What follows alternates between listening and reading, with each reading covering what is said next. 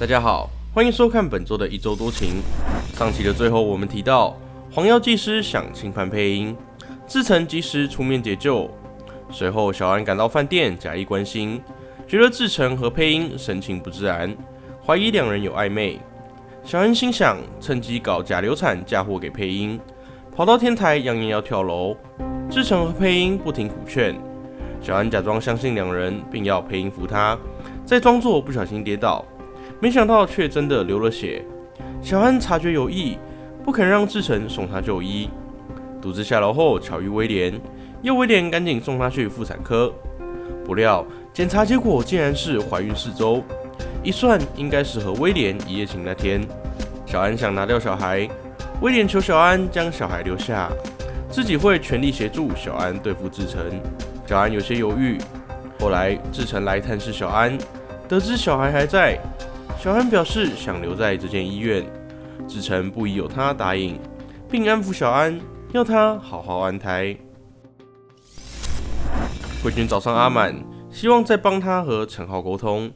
阿满表示很久没有感应到陈浩，慧君离去，但两人的谈话让张庭得知是陈浩捐心脏给他，表示会好好活着，才不会对不起陈浩。后来慧君心不在焉的走在路上，没注意到机车，幸好张庭拉了他一把，并送他回家。准备离开杨家时，张庭突然一阵心悸，关心起慧君状况。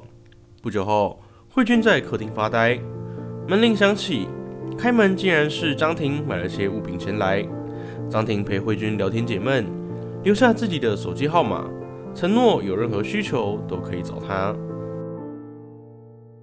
小安和志成谈心，约好两人去泡温泉放松。突然门铃响，竟然是威廉送来孕妇的补品。志成觉得奇怪，威廉硬凹自己救了小安母子也算有缘，希望能让他当孩子的干爹。小安心生一计，脚抽筋，才打发他离开。威廉担心志成要带小安去泡温泉，可能会伤到他的小孩，假装孝顺要带大庆去泡汤。威廉推着大庆，偷偷观察小安和志成的互动。大庆故意弄出声音引起注意，威廉只好推着大庆走近，表示被志成骂后，反省自己的确对大庆不够好，所以带他来泡汤以表孝心。志成虽然觉得大庆很可怜，但以往的所作所为太可恶，希望大家不要再见面。挽着小安离去。后来威廉气大庆以前做那么多坏事，让他跟着没面子，独自将大庆留在庭院。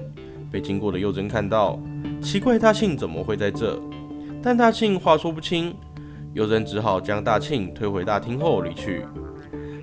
威廉经过大厅，看见大庆又出现了，以为大庆其实已经康复，故意要捉弄他，便将大庆再往山上丢弃在路边后离去。大庆又饿又冷，但想到还没和成功相认，不甘心就这样死去，决定自救，松开轮椅刹车，却跌在马路上，刚好成功开车经过，大庆才获救。诗诗和张庭在咖啡厅与客户开会，慧君找阿满来，让他亲眼看看张庭的优秀。没想到之前包养过张庭的贵妇突然出现。交谈中，阿满才知道张庭过去所做，感到非常失望，怒视张庭后离去。后来张庭下了班却不敢回家，经过诗诗的开导，回家后诚心地向阿满道歉，母子俩把话说开，最终和好。志成想将部分红藤股份过户给佑星，小安坚决反对，两人吵了一架，佑星觉得不妥，但志成坚持要佑星明天带证件来，并请律师来帮忙办理过户。小安气愤地走在路上，差点发生车祸，所幸被威廉所救。小安将气都发泄在威廉身上，威廉默默承受。小安开始觉得威廉是真心爱小孩，也比志成对他更好。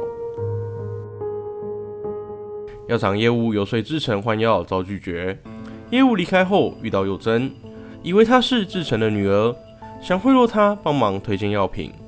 佑真马上答应，并拿走30万元，但签的却是佑星的名字。药厂代表找上小安理论，小安才看到合约上有佑星的名字，刚好有记者经过，并带记者进办公室要阻止过户事宜。小安把合约交给志成，但志成不信，看这合约也太随便了吧。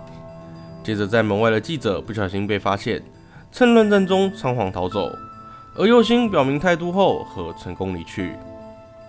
配音看见新闻报道着佑星收钱的事，觉得志成没保护好佑星，但佑星和成功不断替志成说话。三人讨论后，认为一定是佑真所为，决定找出证据证明佑星清白。佑星等人约了药厂代表见面，拿出佑真的照片给他看，果然证实是佑真收钱。随后药厂代表再次拿钱要给佑真，假装请他继续帮忙。